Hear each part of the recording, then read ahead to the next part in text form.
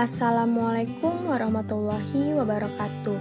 Halo semuanya, perkenalkan nama saya Alia Andini dari kelas A, Program Studi Pendidikan Guru Sekolah Dasar, Fakultas Ilmu Pendidikan Universitas Negeri Jakarta Angkatan 2020. Video ini saya buat untuk memenuhi tugas ujian akhir semester 2 mata kuliah Perkembangan Peserta Didik dengan dosen pengampu Ibu Dr. Anda Yanina Akmal M.Hum.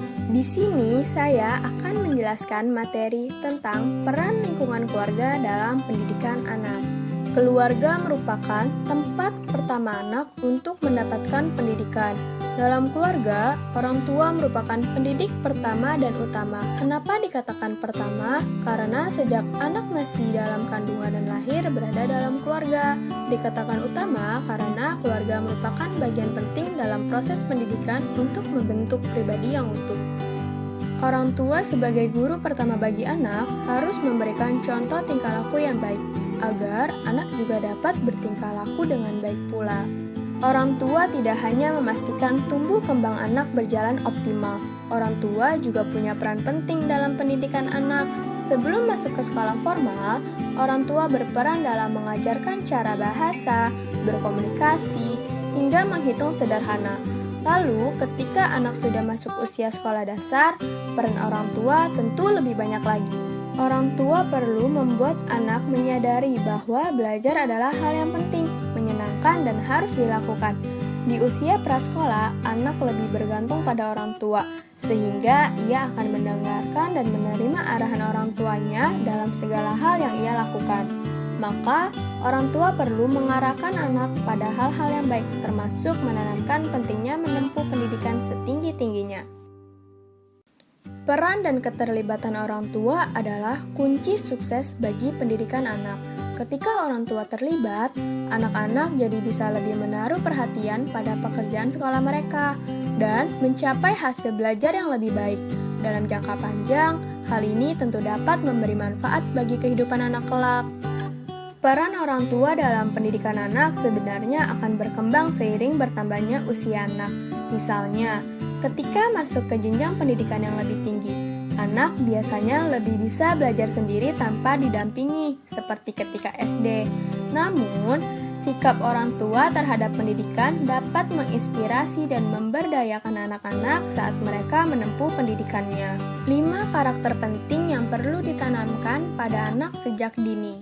Yang pertama, kejujuran. Kejujuran merupakan karakter penting yang akan sangat berpengaruh dalam perjalanan hidupnya kelak. Karakter ini perlu diajarkan sejak kecil, karena jika anak sudah dibiarkan atau dibiasakan berbohong, maka ia akan menganggapnya bahwa kebohongan adalah hal yang wajar. Yang kedua, percaya diri. Anak yang tumbuh dengan rasa percaya diri akan mudah menerima hal baru dalam hidupnya. Sementara, hal yang perlu ditakutkan ialah ketika anak tumbuh dengan rasa rendah diri, sehingga menjadi sosok yang pemalu dan pasif, lalu perkembangannya menjadi terhambat. Yang ketiga, empati.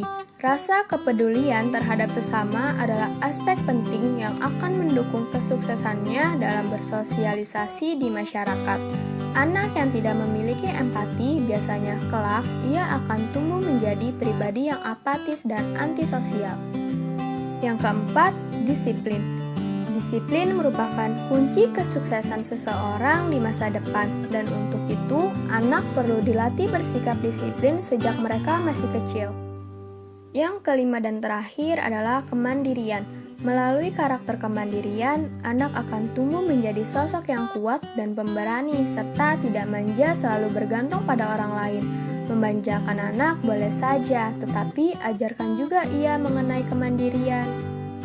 Jadi, penting bagi orang tua untuk terlibat secara aktif dalam pendidikan anak-anaknya. Namun, bukan berarti memonopoli dan mengatur semua hal tanpa mempertimbangkan pendapat anaknya.